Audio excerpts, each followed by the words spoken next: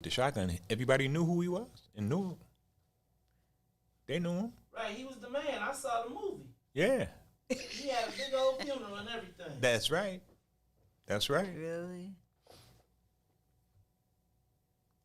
Newark was probably the closest. It was probably the most Nation of Islam aligned city in the nation. I mean, And so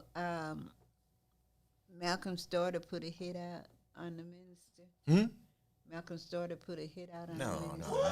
no. Oh Lord, get back to it. No. Let's go. Hold on. That was a white guy who tried to enlist her to do something, Oh. and she and it came out, and the minister found out about it and made a Yeah. made an overture toward Right, her. he got her an attorney. Right. Yeah. And that helped. That's what eventually caused the rehabilitation in the relationship between him and Betty, because Okay. he reconciled with Betty after that. Haki Mahabudi was the one who arranged that. Oh, really? Haki in this city, yeah. He got Farrakhan and Betty together. What? Salim. Hold on. We gotta get this back. Come on. Stop playing with the cameras.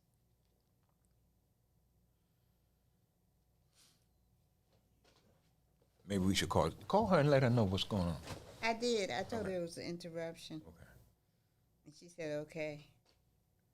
Because she asked me what was going on. I can imagine. Hello? Hey, we're still working on it. Tell her. Okay. Hold on. Uh, Tell her to go back in the room. go back in the room. And we gonna. I am. She's in there. She's in it. Okay, give me a second. Okay. The Wiz is working on it. Okay. See, give me a second to get you back, but I'm gonna get them going. Oh, you don't need to get me back. Don't worry about me. Go ahead and get them going. I don't know what you did, but you did it right. Don't worry about me.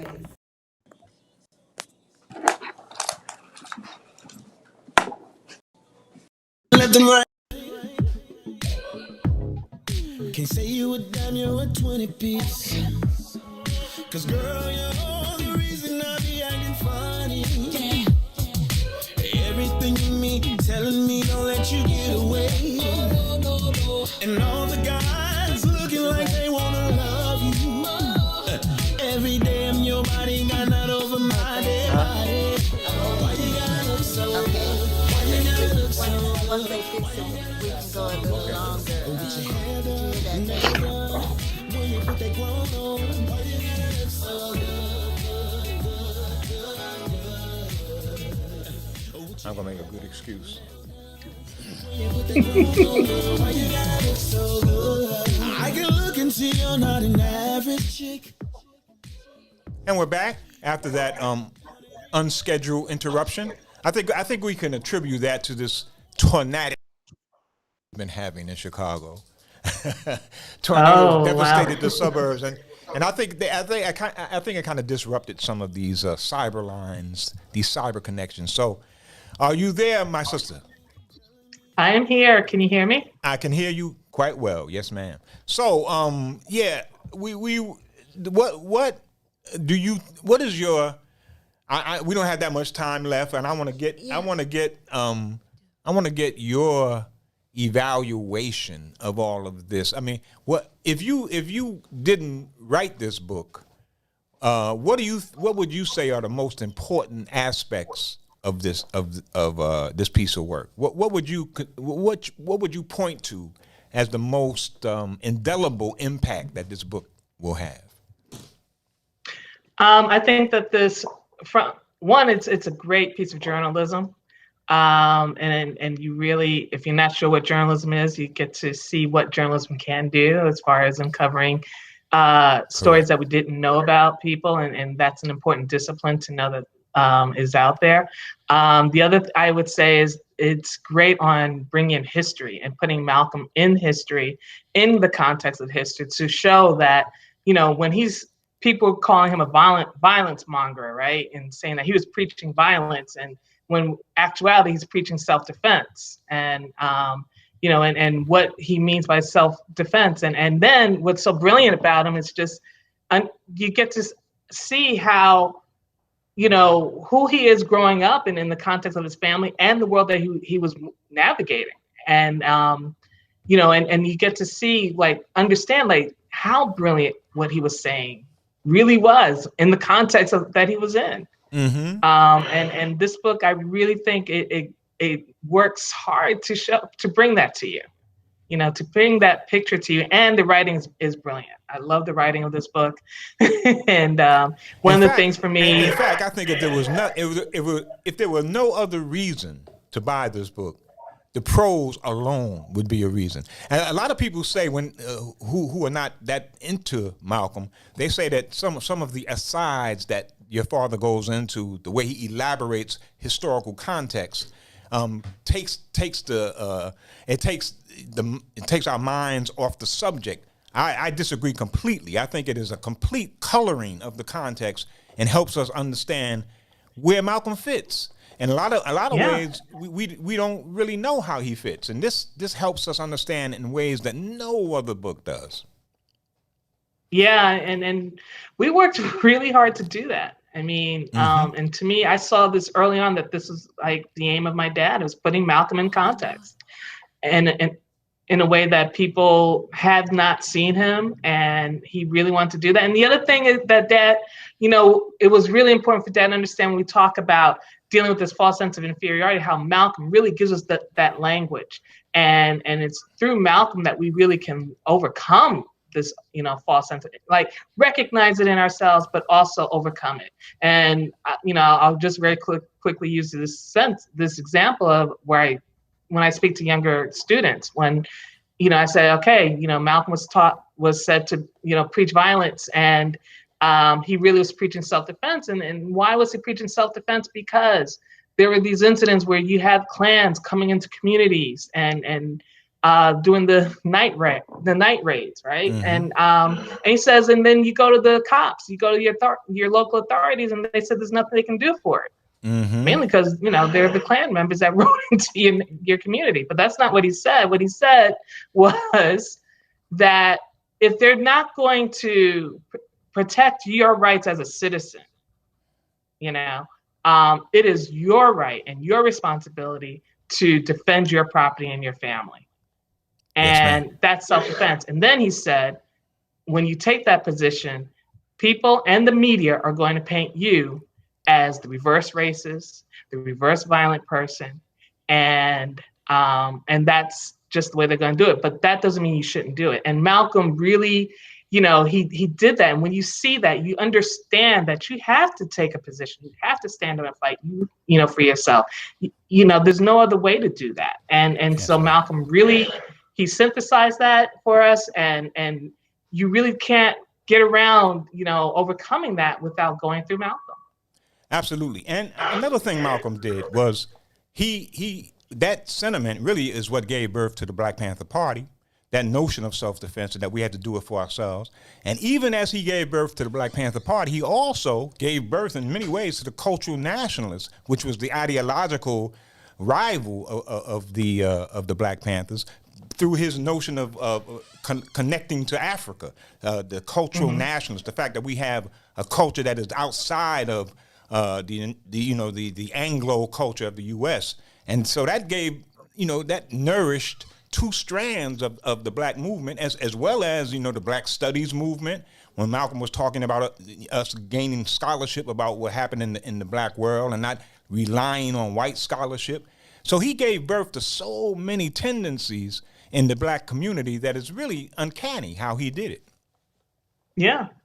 And we owe so much to him on that, and so much more. I mean, people have asked me, about what Malcolm think about these times that we're in. And I think really we should look at how these times would have been different if Malcolm was allowed to survive. Who he was dealing with, who he was meeting, who he was, that last year he was focused on trying to gain support, for taking up the charge of human rights against the United States government.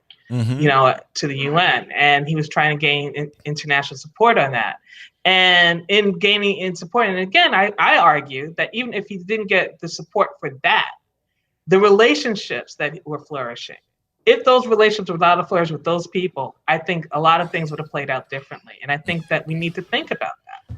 Good point. Very good point. Did you see One Night in Miami, by the way? I did. What did you think? I appreciate the nuanced portrayal of Malcolm. Mm-hmm. I really did. I mean, I think people need to understand, especially during that last year. I mean, and that was right around the time Muhammad Ali was joining the nation and Malcolm was starting, coming to that decision that he had to leave. This was becoming untenable, right? And it was very painful for him to do that. Very painful. And then on top of that, he was being followed. Mm-hmm. He's being surveilled on the telephone, wherever he picked up the phone. His organization, Nation of Islam, was already infiltrated. The people, even his inner circle, had been infiltrated, as we found out later, right? And and he knows, and his life is being threatened, real life threats, And so all of this pressure going on. So you see this nuanced Malcolm because he's a human being, and we are human beings, and we need to understand that we can't always be strong. That sometimes, we need to check in with our families, and it's just, I really appreciate the nuanced portrayal of Malcolm in that, especially because it did also play up that tension that Malcolm was experiencing. Right. And it kind of focused him having his differences with Sam Cooke, and that whole thing was interesting as well. Oh, I like that too, because I mean, when you think about Sam Cooke, Jim Brown, and Malcolm X, three of these guys are at the top. They're at the top. I mean, they're breathing rarefied air at that time, right? Indeed. And they're supporting each other. Yep. And they're listening to each other too, and that they're able to listen to each other, because who else can Jim Brown talk to? Very good point. And listen to, who would understand his point? Who else can Muhammad Ali talk to and listen to? I mean, when you think about that, and who we have in our circles, and who we listen to, and who we don't listen to, it's like these guys were at that time so important to our community and how we see ourselves too, right? Through their excellence in the performances that they did, each of them, and then their sacrifices that each of them made. Yes, ma'am. And that production, that speculative history it was a magisterial piece that was put together. So I appreciated One Night in Miami as well. I don't think it received the kudos it should have, because it was such a well wrought kind of interlacing of these various ideologies, these various perspectives, and it did it in such a compelling way, entertaining way as well. Yeah, I thought so too, and it's kind of good to see, what friendships at that level play out as, like, and what that's like, and that they look, you can't agree with all your friends, you're not going to agree with everything. That's right. But you can learn from them. How has becoming such a well awarded prize winner affected you? Have you noticed your head getting bigger at all? No. My family keeps it quite grounded. Family is good for that. Yes. But most important, I think my view was always that this work is important. I always believed it would be important when Dad started working on this, and when he asked me, and as I said, and I used to tell him tell my dad often, it was an honor for me to work with him on this, and even though I never expected it to take us as long as it did, neither did he, but it did. And it just goes to show you about commitment and loyalty to a project, being able to understand the importance of it and seeing it through. It's hard work, and I have to say, I mean, when my dad passed away, I mean, I was just so upset that he would not be here to see the publication of this, because all I knew was that this book was definitely coming out. And and my main concern was making sure that his writer's voice, was protected and saved and preserved in this book, and it is. You certainly did that. Are you going to do another book, or what's in the horizon? Eventually, I want to take a moment to enjoy the moment. Woo. After this, 600 pages? Yes, you deserve a moment or two. Well, I tell people, I said I spent over half my life on this. I think I could take a little bit of a break. Yes, ma'am. Indeed. And not even think, I'm just going to.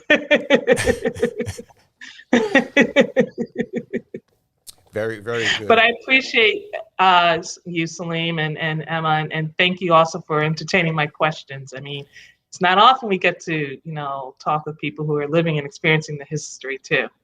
Well, I'd like to thank you, Tamara, for coming on and informing our audience of what went into making this path-breaking magisterial work of nonfiction. I think it's absolutely the most definitive biography of Malcolm, and I think it will stand the test of time, and you deserve many, many plaudits for this, you and your magnificent father. So I really appreciate you coming on, and I hope that you have great success from now on, and I'm sure that this book is going to reap some more awards before much time passes. So, hey, you have our support, my sister. Well, thank you, and thanks for having me. Much. Absolutely. Thank you, Tamara. Really appreciate it. Thank you. And have a good day. We'll be back. You too. After this. WIFTBPM.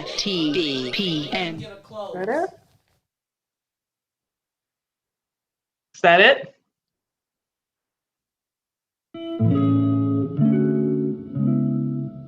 Okay. I'm gonna wait. Loving you has always been easy because it's true.